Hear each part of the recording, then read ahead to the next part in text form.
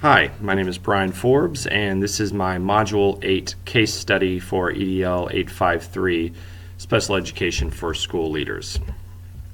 Now, in this case study, titled Get This Child Out of My Room, we have a scenario where we have a special education instructor who's having a really difficult time with a particular student with a behavior issue. Part of the issue is that the teacher wants this child removed immediately from her classroom, while the special education instructor, who's new to the position in this district, is dealing with some shortcomings with resources and other issues, but especially familiarity with this particular case and then how to go forward, as well as meeting the needs of the child in a legal way, in an effective way, and also creating an atmosphere with her classroom teacher, the one who's requesting the child to be removed, in a positive way, so that working relationship and continued growth professionally for that teacher can occur, so that issues such as this don't occur in the manner in which they are presenting themselves in this case study. Now, in this case study, I'll clearly outline all of the different problems, talk about the analysis of my procedures, what procedures I think need to happen, which ones did actually occur, and then also what is my thought processes in coming up with these actions, also while I examine the case, and then ultimately what I would plan to do if I was an administrator in the role that we find the administrators in this particular case study. Now, the first thing that we want to look at in category 1 is an identification and analysis of what this problem is. So first of all, when we talk about what is the problem, we know that we have a couple of individuals that are having issues. And the first is that we have a brand new special education instructor that is said to be fresh out of college, but is also put in a very I would say difficult situation for a new person, that they are in a cooperative school district that is sharing resources between many schools, as opposed to having dedicated resources at every school all the time. Now, this individual's name is Miss Green, and now she is being faced with having to try and accommodate the request of a classroom teacher by the name of Mrs. Taylor. Now, Mrs. Taylor is dealing with a difficult child that has an IEP named Carl. Now, Carl has been assigned a behavior disorder that is difficult for Mrs. Taylor to deal with. That's not necessarily the case at the beginning of the case study when they had the original IEP meeting, but shortly after she decides that Carl is too much for her to handle. Now, Mrs. Green is tasked, or Ms. Green, I think, is tasked with the difficult balancing act of trying to abide by what the IEP currently says, the rules that she must go by in order to change the IEP, and then how to effectively ensure that Carl, the student in this case, is serviced appropriately and receiving the type of education that he, one, is legally granted, and two, deserves. So what are some of the things that we know about this particular case? Number one, we know about the people involved. We know that Ms. Green is new to the district and to the profession. We know that Mrs. Taylor has a preconceived notion of the way things should be done, because Ms. Green replaced a previous special education instructor that was well liked by the community and the staff because of the way that she handled students, and that seemed to be something that Mrs. Taylor just expected to occur. So that's been a challenge as well. And that previous instructor's name was Mrs. Lewis. We also know that there's a real stress on resources. Those resources include a lack of individuals and funding and other issues in order to service all the districts. We know the superintendent has to visit different schools because he can't be in just one location. We also know that teachers are acting as assistant superintendents in each building, so they're doing their own jobs plus that of an administrator. So there's lots of obstacles when it comes to sharing resources such as these. And we also know that that there's not necessarily been a strict adherence to exactly what's been outlined in IEPs, especially in the regards of legality to how students should be handled.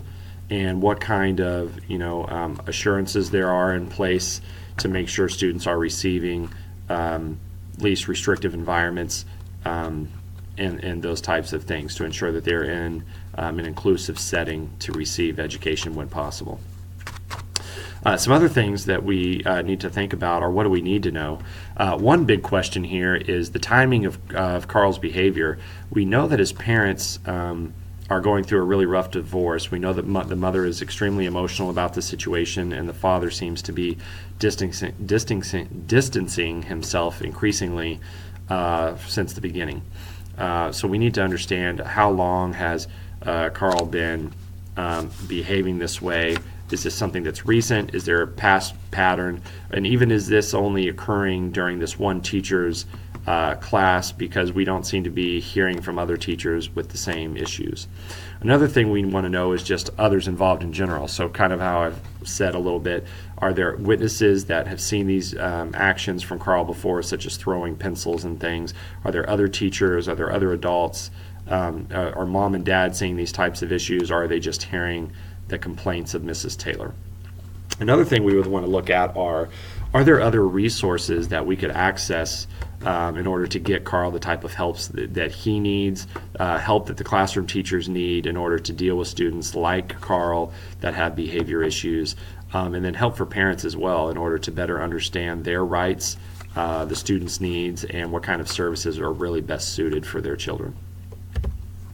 So some of my plans of action here really would be, number one, to start interviewing people. I would need to interview the teachers. Obviously, I would start with, even though as Ms. Green has already interviewed Mrs. Taylor some, I would probably start there to get some more concrete answers about what's actually happening in the classroom. I would talk with the other teachers to see, again, about if these behaviors are consistent across the building, and then administration as well, to see how are these issues typically handled in the district, and if that adheres to state and federal laws and regulations.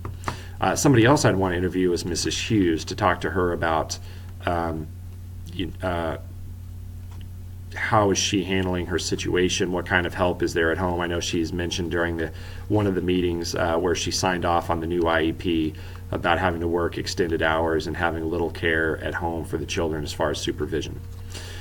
Same for Mr. Hughes. What is he doing or not doing, or what can he do in the future in order to try and help the situation? And then ultimately, we also need to interview Carl. I know Ms. Green has asked Carl, and he's been reluctant to share with her why he does these actions, but we need to interview Carl, or find ways for Carl to open up either to an administrator or counselor or someone else that might be able to help him through this hard time.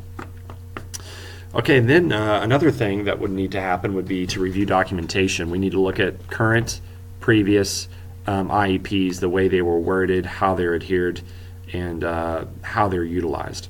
Another thing is past behavior documentation for Carl. Similar to the interviews of teachers, do we have documentation of these actions that Mrs.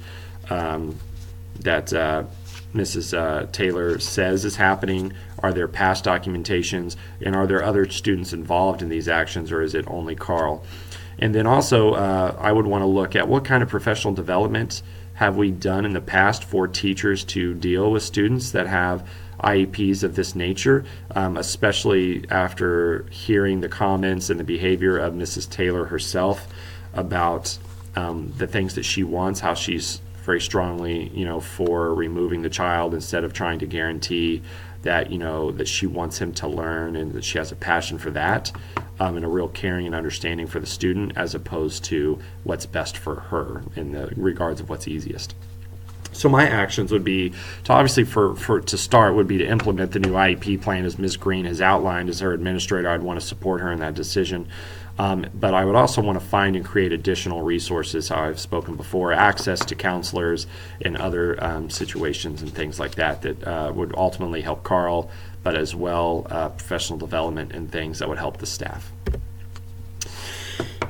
So my solution really benefits all students in three ways. One, by ensuring that the IEPs contain effective practices to ensure what we call, most equitable learning atmospheres, then we ensure that children are truly receiving, their LRE or their least restrictive environments.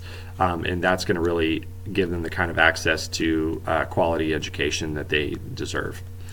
Number two, by creating a safe environment for students, not only for the teacher who's concerned about Carl throwing a pencil at her, but Carl himself. We don't want him to hurt others, but we also don't want him to hurt himself. So by creating an atmosphere where all students feel safe, then that allows for happier and healthier children and more effective learning. And then last, I would want to make sure that by creating professional development to help train my teachers on how better to accommodate students with needs such as behavior issues such as Carl has, they are happier individuals and they're more confident, which leads them to be more enthusiastic in the classroom, which translates into better lesson plans, more energy, and happier students, which ultimately hopefully leads to more learning. So some of the things I reflected upon during this case study was, first of all, is Mrs. Taylor right about what she's asking for, and I really just kind of thought, no, this is, she seemed really selfish. Yeah, she kind of used the guise of, it was for student safety, but it really seemed to be more about what was going to be easier for her. While you felt bad for her, that's really not the ultimate goal for an instructor. Now, I felt empathy for both Carl, his family, especially his mother, and how upset she is during the situation, and even Mrs. Taylor. Even though I feel that she's a little selfish, I can understand what it's like to deal with a student that's difficult to handle. So that's something that. Sorry about that interruption. So that's something that's difficult for everybody.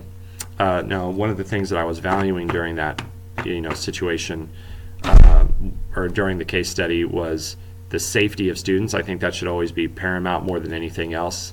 And the next would be the learning environment and the happiness of children, because we know when they're happier, they tend to learn more and easier, and they respect staff. And then also rules, federal and state laws and regulations, but also building rules. What do we normally do? What kind of practices do we have? But at the same time, valuing the fact or the idea that sometimes rules need to change. One thing that was left unresolved for me was what's best for Carl in this situation. Removing him from the classroom, is that actually what's best for him and will lead to greater learning, or is having ways to keep him in the classroom what's best? And I think ultimately that probably is right. I would agree with Ms. Green.